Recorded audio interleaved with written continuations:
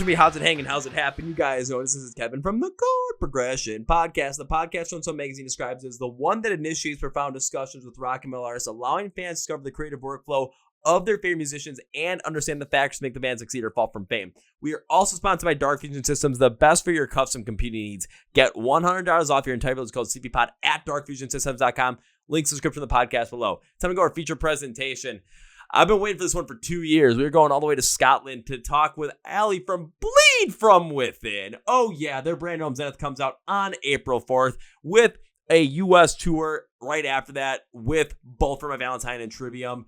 We not only talk about what the idea for this album was, why it's sonically a little different than the other three that came before it, the growth of the band over the past 20 years. We dive into some of the songs, and there's something about that first song on the track list that comes out release day, Violent Nature, that you're going to want to hear. You guys ready? Let's go! Yeah.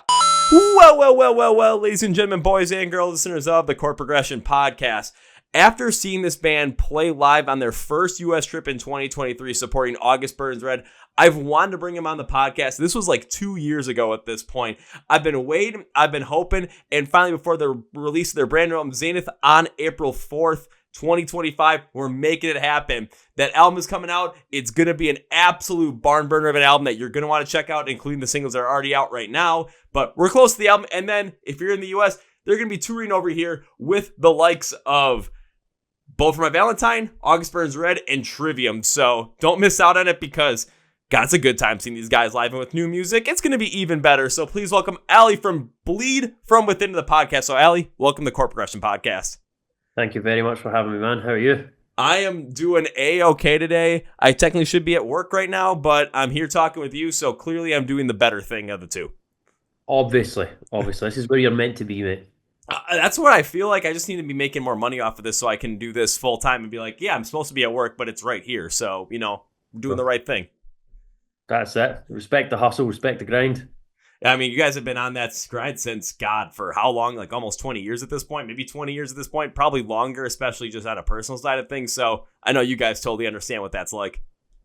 20 years this year. We started in 2005. So yeah, it's been a long journey to get here, but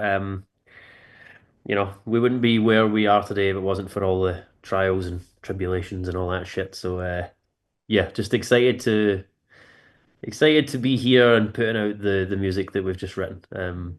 Really excited about where we're at as a band. Well, how about we jump into it? Because this is going to be the 7th album that comes out from you guys. Again, on your 20th year, you're going to be playing some of the biggest shows I think you've maybe played, especially over here in the U.S., playing with both from Valentine and Trivium. So just kind of reflecting back on being 20 years in a band and getting this far already, just what does that all really mentally mean to you as not only an individual, but a musician as a whole? Well, it doesn't get any easier, man. Here in 20 years, we have been doing it for a long time. But this is what Zenith is all about, man. It's an album of growth. It's an album of progression, and we really tapped into that quite a bit. I know I tapped into that for some of the lyrics and stuff like that. So, yeah, mate, this is what it means. This is what the album title Zenith is really about. Taking stock of how far we've come and where we're at right now, but also recognizing like the zenith is the highest point above you at any one time kind of thing. So it's recognition of all we've done, but it's also recognizing that we've still got so much further to go. There's a lot of things we want to achieve, and we're not giving up anytime soon. We're just a group of guys that are in this for the long haul, mate, and that's going to be it. So. Yeah, happy to be here, excited to be here. I'm proud of all the guys and really happy with the music that we've made. It feels like just right at the end of that statement, you just kind of finally let it hit you a little bit. Just 20 years as a band, 20 years putting this together, really working your ass off to get to the point where you are now. And there's so much to be thankful for. There's so much to be happy about of what you've already achieved, but there's so much more still left to go. And especially in the year right now we're at, 2025, seeing what's going on in the heavy music scene with rock and metal and seeing the more eyes and ears and the popularity that's beginning to really uptick once again.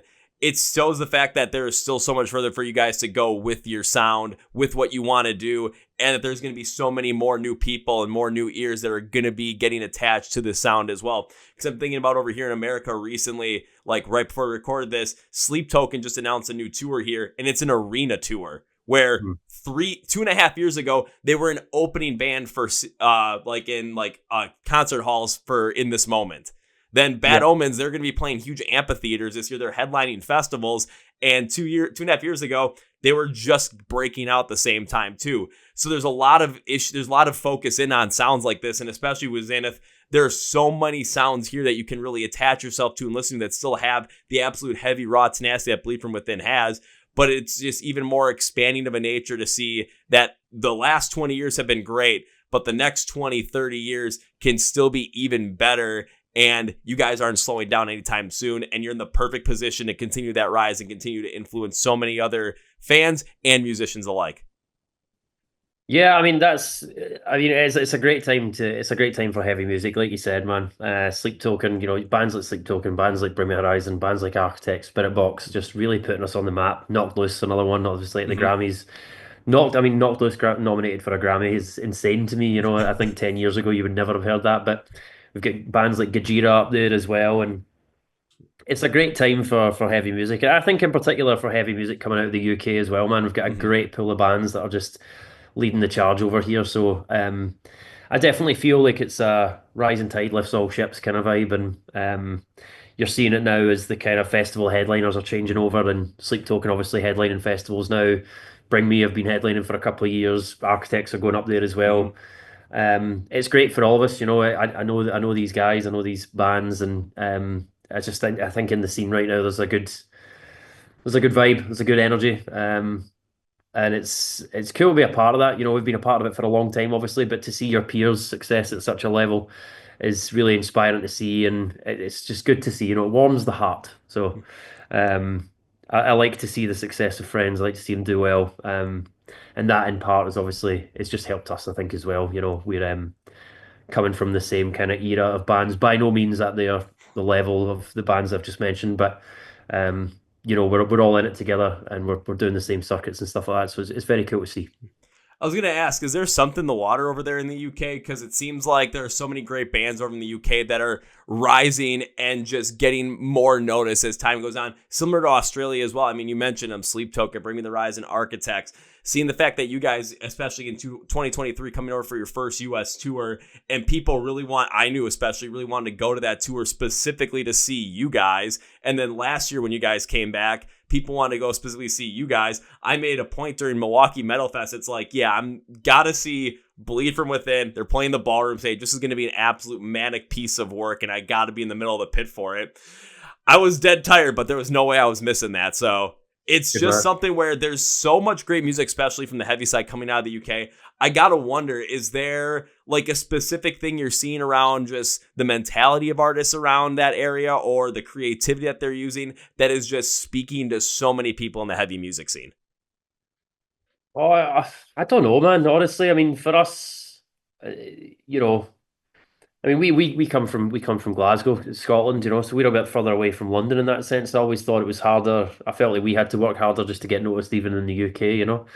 But I can't comment on everyone else. But all the bands that you mentioned have also been going for a long time. I think that's the thing that's kind of overlooked as well. I mean, obviously, Sleep Tokens had a meteoric rise to success, and they have still been going for a fair amount of time. But their success is just shot right up, but and rightfully so. I mean, they're a great band. But yeah, Architects and stuff like that. They've been fucking going for longer than us, if not a similar amount of time.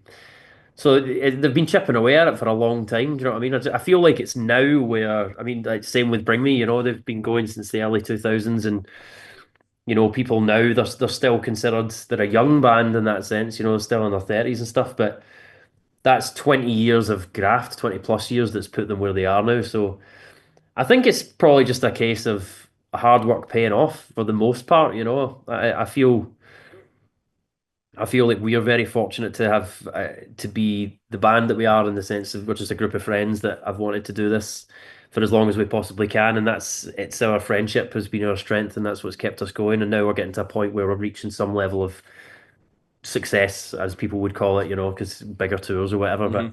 But um, success was just a byproduct of our creativity and us hanging out. Do you know what I mean? So, um, yeah, I'd say it's just hard work wears off, and that's props to every other band I've just mentioned from the UK. Man, everyone's been fighting at it for a long time. And the other part you brought up, like with rising tide raising all ships, it's the same thing where you're seeing, especially here. I mean, I'll use the U.S. specifically because, again, that's where I'm sitting. That's where I'm from. Seeing the fact that Bring Me the Horizon is headlining one night of the biggest rock music festival in the country this year. They're headlining night 4. Sleep Token could be headlining night 2 if they really want to, but they're going on that huge arena tour even right after that. You brought up Architects. Architects could be a headlining spot here in America if so, but over in Europe, easy. Simple, easy. I'm seeing other bands that are even younger too that are starting to really grow at the same time as well. Maybe not as heavy as some of the stuff that we're talking about, but I'm seeing it happen. My friends' bands like Caskets, Holding Absence, seeing those come up are just fantastic to watch, and seeing how people are just taking the notoriety of some bands that have been around for quite a while, put in the hard work, have constantly perfected not only the craft of their music, but also just their craft as a band as well, just how they interact with each other, how that music comes together as a collective unit to be put out to be something that's just absolutely incredible. It gives so many people a chance to say, hey, I want to find out more about this band, or I find out more about what's coming from this area. And that's where focus gets put on so many other great bands that just haven't gotten that chance to get noticed yet. And that's especially the heavy music scene over here in America, where you guys came in, because I think a lot of people are starting to focus in on, okay, where's some of the heavier music, especially from the UK, coming? Find out about Bleed From Within. And then again, like I said, in 2023, and you guys came over, there were people that were going to those shows primarily to see you guys. And once it was over, it was like, well, we're still going to stay for the whole show because we love seeing these bands, but we came here specifically for Bleed From Within. It's getting to that point where, as the next couple of years continue, as Zenith comes out, I feel like that's going to continue to be a thing where you guys are coming over to the US, or you guys are going over anywhere in Europe, Australia, maybe even Japan, other places around the world. And people are going to go to see you guys specifically, even if you're not the headlining band in the bill. Well, fingers crossed, Kevin. That's all I can say. Hopefully, people keep coming out to the shows, and we are a reason for them to do so. So, Is this yeah, work enough for fingers crossed, though? that's fingers crossed. Yeah. I didn't actually realize I could do that until right now. Well, I would say try crossing your toes too, but I'm not sure if we're going to get to that point yet. I'll try, but I'm not going to show it on camera because that might be a little too weird at the moment. But still kind of be in line with what I go for. However, of course, with all this great talk about the rise that you guys have been on, with the more notoriety that the band has been getting, and just with heavy music in general, it wouldn't be complete without a brand new album in tow, as well, with Zenith coming out on April 4th. With it being the band's, I got to count 1, 2, 3, 4, 5, 6, 7th album overall. What was it like making this album and really diving deep into the ideas that you wanted to put forward on this and the musical progression you wanted to work with on this album? Fucking 7 albums, man. That doesn't get any easier to hear either. So yeah, this album was all about progression. It's all about change. We had a visual and sonic formula that we'd been using for our previous 3 albums. So that was Era, Fracture, and Shrine. And I kind of see this almost as a trilogy now, where nothing was broken, so nothing needed fixing by any means. But we just found that I felt certainly like it was a safety net almost, and we were just in there, and we were doing what felt right. And I think you can get some really, you can spark some creative gold if you just put yourself in a different scenario and take away a kind of safety net there and just be a bit more exposed. And that's what we did with this when we went for the trying to put together the visual aspects and then who was going to mix it at the end of the day. So yeah, slightly different team involved with this one. We had Ermin Hamidovic on the mix. He'd mastered one of the previous albums, a couple of the previous albums, and then we got him on board for the mix this time. We done the drums with Nolly, who's been a part of the band. We tracked guitars with him in 2012. He's been working with us for 13 years now, which is great, and he always will. So he was involved as well, and very early on in the process, I spoke to Nolly about just getting someone else to mix it. I mean, this is probably 2022, late 2022, early 2023, I think, where I was like, I'd love to have someone else mix the next album. Like, what's your thoughts on this? And bear in mind, he's mixed like the Hmm. three up to that point, and just that shows you the sort of friendship that we have and his understanding of where we wanted to go. And he's like, I fully support your decision. It makes sense for you guys to try out something new. And he threw a few names in the hat and stuff like that. And when we were getting test mixes back, we were letting him hear it and be like, "What's your thoughts?" I was very keen to see how he reacted to that because we trust him as a friend and then also as a professional as well. So yeah, we landed on Erman, man. He fucking nailed it. Really delivered. Just like this, I think there's so many bands that are overproduced these days, and for our kind of sound, it just this production works, man. Do you know what I mean? It's natural. I mean, it's still a fucking metal record. Do you know what I mean? It's Hmm. still fucking snap to the grid and shit like that, but it's just got a bit of air to it. It's a bit of breath and a bit of fresh air. And that's what it sounds like to me. It's still very real. It's still very raw. It's not too polished around the edges. You know what I mean? Um, so yeah, that's what we shot out to do. Remove the kind of safety net. Do you know what I mean? Just go out there and create something that was fresh for us sonically to line up against the rest of the catalog and be like, well, this is very clearly different. And the visual aspect as well, artwork done by Bill Ellis. That was a departure from Davey P, our bass player, who'd done the previous three albums. Again, Davey was a massive fan of Bill, was on board for this, and we were all into Bill as well. So that was Davey kind of led the charge of that and spoke to him. We got the brief over, and yeah, we have delivered the most complete collection of songs that I believe Bleed From Within has ever done. So I think there's always been a filler track or two on the previous albums. That's me just being honest. Whenever I've listened back to it, I've been like, fuck, I wish we'd changed this or changed that. Hmm. But this album, honestly, start to finish for me, is the most solid collection of music that we've ever released. So I'm very, very proud of the finished product, proud of the guys, proud of everyone involved. I think one thing you just said too, when you said take a look at some of the other albums that you've done where you feel like there might be a filler track or two in there, that just speaks to the humility that you guys can have within yourself to look back and think, okay, maybe we were working on this, we played it way too safe on this, or we just didn't try and do something different that we wish we would have because we wanted to stay within that safety net. And staying within that safety net, I get where that comes from. Sometimes it can be scary to try new things because you're not sure exactly what's going to come out of that creation process. And if it's going to happen, are you going to be happy with it? And then how is everyone going to react once it's heard? Because once that music's out there, of course, people are going to have reactions to it one way or another. But taking a look back at the previous three albums and seeing that like they're more of a trilogy in a way, and you want to expand the sound and try something different and push your boundaries a little bit to prevent you guys from becoming just maybe seeming like it's just the same stuff over and over again. Even if it's the same stuff over and over again, it's perfect. There's sometimes it can feel repetitive as an artist. You might not want to have that repetition continue. And over, again, the course of 7 albums, 20 years, your mindsets change, your tastes change, what you are interested in changes, and what you're inspired by changes. So you might want to try something new. And with Zenith, you clearly see that, especially when you go through the singles. I also love what you said about the fact that right now in Mellow Times, it seems like things are a little bit too polished or too perfectly produced because at times in the past they weren't, and it got to be kind of rough. So it was something different. But for certain artists and certain bands, you can't have that fully polished feel to it. Otherwise, it takes away from some of that raw, intense aggression or that absolute raw emotion that's at the forefront of these songs. And in a live setting, you can hear them and it hits you so impactfully.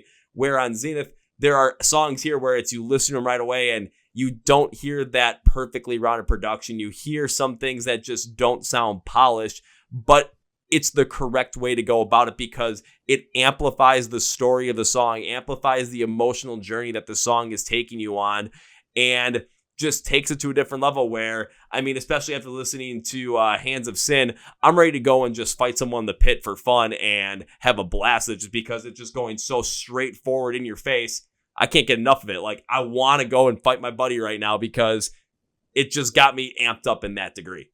And the production is a huge piece of it because if it was overly polished and overly produced, then it wouldn't have that bite to it that it needs.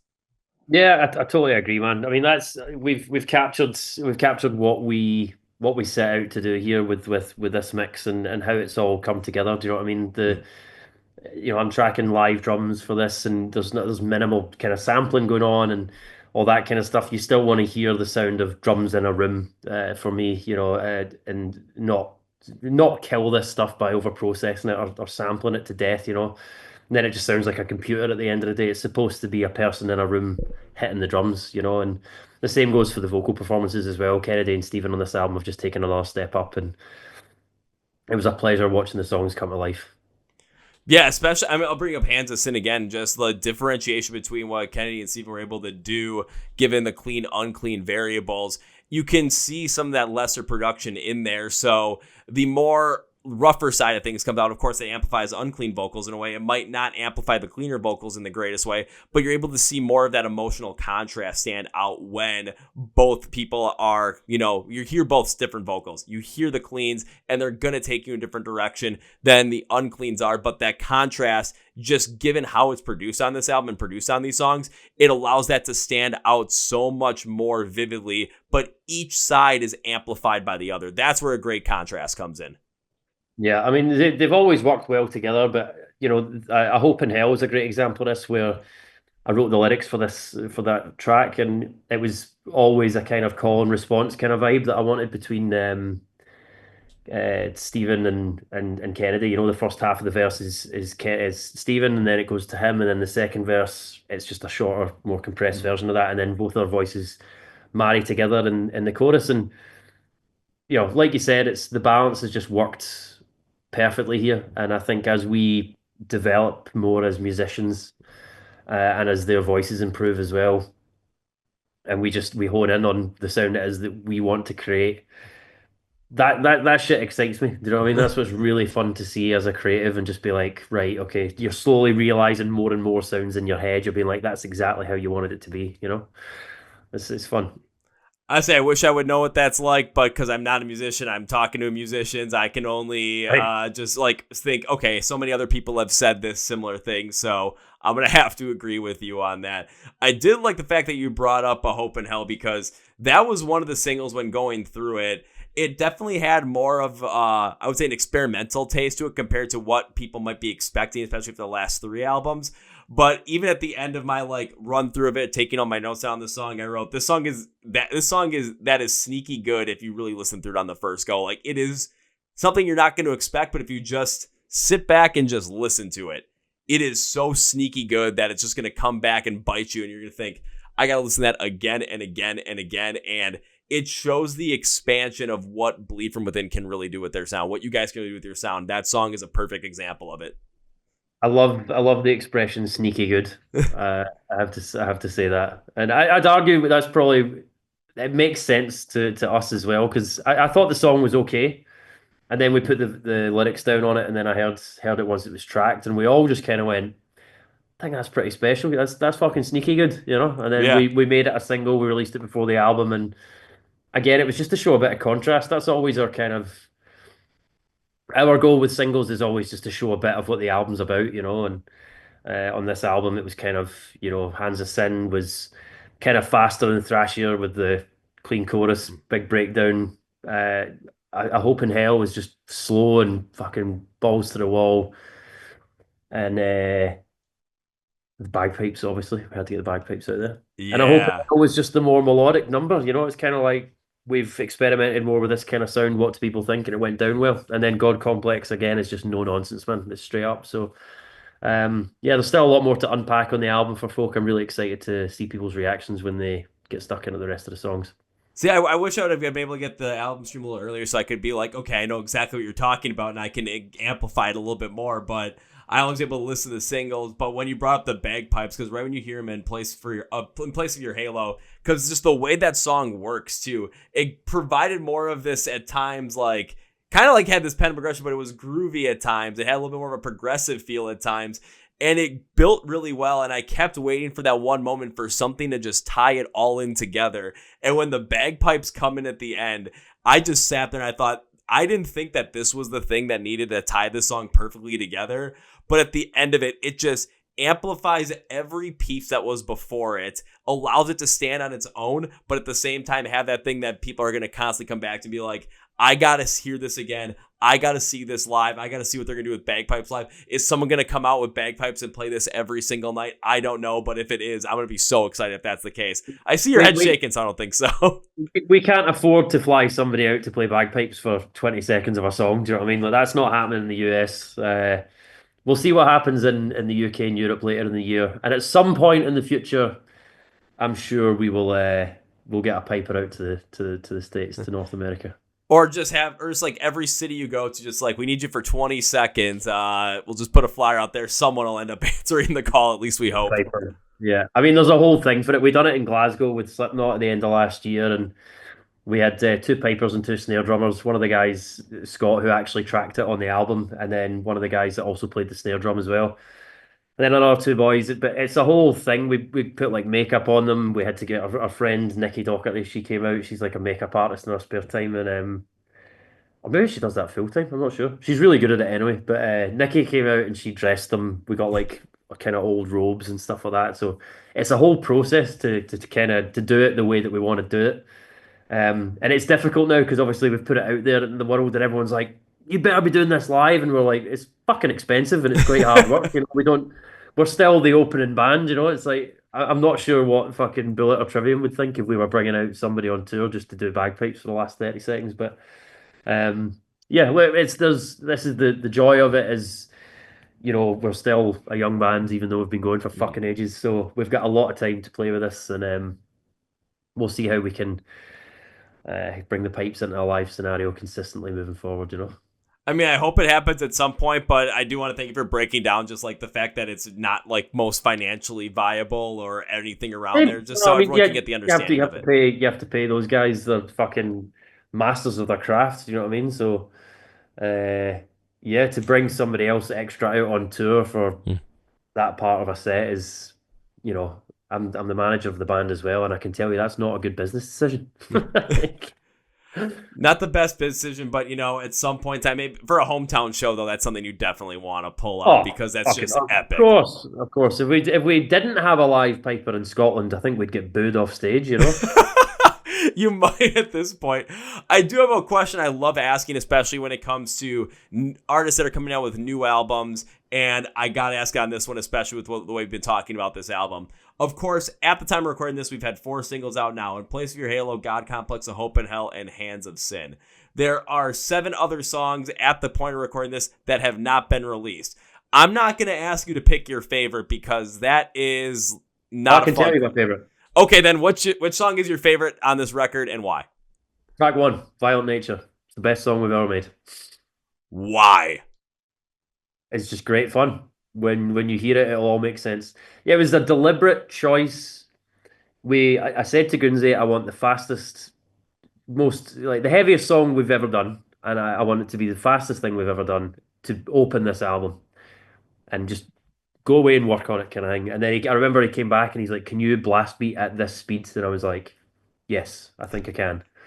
And then he sent me over. So A Violent Nature is just a great, like we wanted to, because it's the way that it works now, right? There's always a bunch of singles that come out before an album, right? It's just how, for people that don't understand as well, like, because I always see complaints like, oh, you've given away half the album, you've given away two, and I'm like, singles are prioritized by DSPs, right? So Spotify, Apple Music, you'll get playlisted on the big playlists of the genre in the build up to your album, right? When your album's out, to push a single when an album's been released, it's not how it works in that formula now that's been created by the big tech companies. So bands, to get the exposure they need, you need to have a rollout of several symbols. It's symbols, it's fucking drummer. Yeah. Several singles, you have to have this rollout. So sometimes it can feel a bit disheartening. And I know what it feels like as a fan of, I've watched my own favourite bands who they'll release a single and it's track 1, and then they'll release another one. It might be like the first 3 songs you've already heard. And when you get the physical album or when it gets released on DSP, you just go and you have to skip because you've already heard these songs. And I know how frustrating that can be. So on this album, we made a choice because it was the same. Fracture, the first song, was The End of All We Know. I Am Damnation was the first song on Shrine. Everyone had heard these tracks. For this one, it was like, let's fucking give people a treat here. So track 1, no one will have heard. And on release day, you will hear the best song that I think Bleed From Within have ever written. Alrighty, because normally my question I ask there is out of the non-singles, which one are you most excited for people to hear and why? And you just took that and essentially ran with it in the favorite song category. But now you've got me all excited to hear Violent Nature on April 4th. Like, I'm going to end up going to the gym that morning. I'm going to have that ready to go right at the beginning just to see what happens. And I'm probably going to be ready to run right through a wall head first. That's what I'm hoping for. 100%. It is the perfect gym song, and it is great for running. I can testify to that. Well, I got to run today. Can you send it to me early? Nice try. Hey, don't knock it for trying. I just had to have some fun with that one. But one other thing I love to ask too is, of course, now, okay, the album's going to be out. You guys are going to be playing with Bullet from Valentine and Trivium in the U.S. There's plenty more to come throughout the 2025 when it comes to seeing a live show. But specifically with that tour, I know you guys are the opening band, but is there anything interesting that you guys are playing that we can expect on that tour? I know it's not going to be a hired piper, but is there any other crazy ideas that you guys have coming up that people should be already like running and waiting in line at the venue 3 days before the show happens to make sure they're up front to see it? I mean, we pride ourselves on our live show. We actually just got nominated for a Heavy Music Award yesterday, up for Best UK Live Artist. And we pride ourselves on a live show. We hold ourselves to a high standard. And it's always a good fucking time. Do you know what I mean? We've got a very short set on this tour. It's only 25 minutes. So yeah, if people can come down early and fucking get involved, I guarantee you'll leave with a smile on your face. I We do highly not. suggest to everybody going and seeing them live. I saw these guys open up for August Burns Red in 2023. I saw them play Milwaukee Metal Fest in 2024. It's just an absolute fun as hell time, and the pit is always massive. So go and do it. Go and make sure you're there early. Go and enjoy it.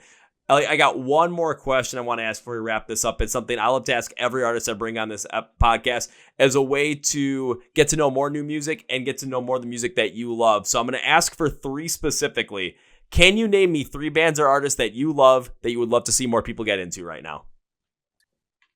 Fucking hell, that's a really good question. Can I open up my Spotify? Yes. Half the I'm- artists I ask end up doing this, and I'm like, please do, because if it helps you and then we get the right ones, oh yeah. I'm so terrible at this. Let me just see. So there is somebody heavy I was listening to recently, but I feel like they're already quite well known. I don't think there's anything. In fact, I'll tell you what. There's a band called God Complex from the UK. That's not just because it's the same name as the Bleed From Within single, uh, but I've seen their name going about recently, and I've actually just put them on a show with my other band, Silosis. So they're opening for Silosis in the UK in June. Um, they're fucking great. They're really good. I think they just supported Knocked Loose as well at like an underplay show that they did at London Underworld. And they're just making waves, man. They've got like really good streaming numbers and stuff on Spotify from what I can see. So go and check out God Complex, a band from the UK. They're doing well. Um, Another band is Vower. So a good friend of mine, Rabia Masad, it's his kind of project along with some of the guys from Black Peaks. They've started this new project, and Josh on vocals, who used to be in Palm Reader, a band from the UK called Vower that have just started out. They've not even been going for a year, I don't think. They don't even have an album out yet, but they've got a bunch of singles. Check them out on Spotify. They are fucking killing it. Incredible musicians and very, very nice people. Good mates of mine down here in Brighton. That's two bands. I need one more. Who else am I thinking of? Uh, I'll tell you what, right? This one's pretty funny because I only found them yesterday. Okay. It's a funk band from Scotland called the Haggis Horns. Oh my god. Okay. Literally, so like outside of obviously learning music, playing music, and being a fan of metal, like my thing is funk, right? Funk and Mhm. soul. My two most popular playlists are all funked up on Spotify and just new funk. And these guys were on all funked up. It came on, and I was traveling back from Scotland yesterday, funnily enough, and this came on my headphones, and I was like, "What the fuck is this?" And it was just like really, just very funky vibes. And I checked the name of the band, and they were called the Haggis Horns, and I just laughed to myself. I was like, "No way! is something this funky coming from Scotland, you know? Yeah. If you're into your funk and soul and stuff, check out the Haggis Horns. They had a song called what was it called? I need to get this plug. I need to give them a shout out. The Haggis Horns, there it was. They've got a song called Hot Damn on Spotify featuring John McCallum. Go and check it out. They've got 44,000 monthly listeners, which is actually quite small, but Haggis Horns. Cheers for putting a smile on my face. Yes, I doubt any of them will ever see this, but they did put a smile on my face. They've got a song called "Curse of the Haggis." Well, I'll put this out. I usually, whenever I make like promo material for the episode, I usually cut up this portion and then always show the video of the artist, mentioning each artist and then tagging those artists in there. So there'll be a good chance I'll actually see this. And now I'm going to go check them out. If I can't check out Violent Nature today, I'm going to check out Haggis Horns and a Hot Damn while I run. Fantastic. Yeah, make sure you tag them. Maybe I'll end up being pals with them and I can go to a gig somewhere. That'd be great fun. Hey, if we make it happen here, I just got to make sure I'm at that gig to see it, all coming to fruition. That's the hope. Yes. Oh, perfect. Well, thank you, Ellie. I want to thank you for taking time for being on the Chord Progression Podcast. Hey, this was a blast, and I got to end this with 3 things. So first things first, everybody, Bleed From Within, the brand new album Zenith comes out on April 4th. You're going to want to listen to this whole entire thing, especially when it comes out, because apparently Violent Nature is the best thing they've ever done, and I want to hear it, and you're going to want to hear it too. So that'll be the day to do it. Go script for the podcast. Everything will be there for Bleed From Within. Links, labels for everything, social media-wise, YouTube, Spotify, Apple Music, where you can find them online, where you can get some merch, where you can get tickets to see them play live, especially here in the U.S. when they're opening for both from Valentine and Trivium. It's all down there. I'm doing all the hard work. All you got to do is click the link and go.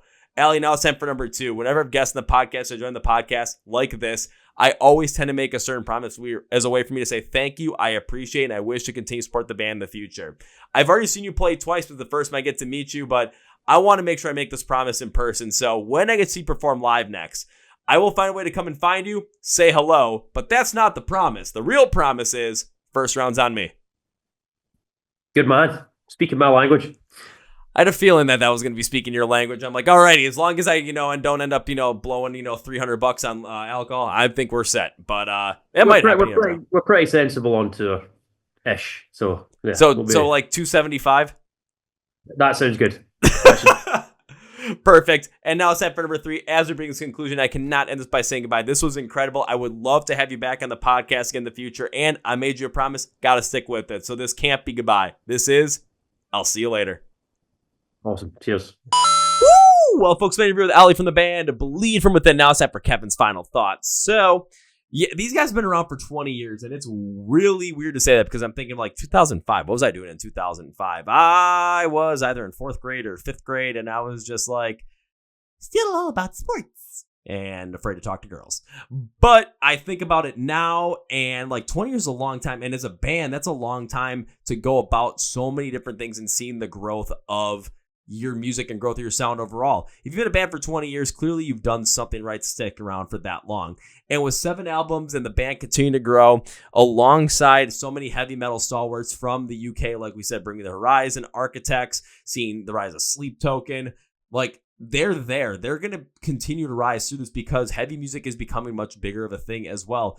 And they decided to try something a little different. Does it still have the Bleed From Within sound all across Zenith? Absolutely it does. You listen to the singles, and Hands of Sin has a little bit more of that like fast-paced Trivium flair to it. In place of your Halo, yeah, it has a great progressive and sometimes, I think I also said groovy vibe to it. But at the same time, it just has that bagpipe ending that fits. A Hope in Hell is much slower and much more, maybe a little more emotional, more, different, but sneaky good. God Complex, it's all gas, no brakes, maybe some hair metal inspiration thrown in there. But the rest of them, I'm excited for Violent Nature. I'm excited to see where they go with this because if you do the same thing over and over again, it becomes stale, it becomes repetitive, and it's like eating chicken every single day. You're not going to want to eat chicken every single day, even if it's one of the best things you can eat for yourselves. But I'm just excited for this album. I'm excited to see where they go with this because 20 years in a band and they're going to try something a little different. It could expand the world for them while still making sure that they keep exactly there. That's where Violent Nature comes in. I want to thank Allie for being on the podcast today. When it comes to Bleed From Within, go straight to the podcast below. Links, labels for everything are going to be down there for Bleed From Within. So go check out the album, go check them out live, and be sure to follow along with them. Be sure to follow along with us on the Chord Progression Podcast, Facebook, Twitter, Instagram. Links are to the podcast below. Hit subscribe right down here if you're on YouTube. Hit the follow button somewhere on Spotify and Apple Podcasts, if that's the button or subscribe button. Hit the like button as well. It helps push these episodes in the algorithm. I want to thank Allie for being on the podcast today. This was incredible. And that's going to be for me, everybody. Thank you for listening to the Chord Progression Podcast. My name is Kevin, and you guys know how I end every single one. That's the big, healthy, and hearty. See ya!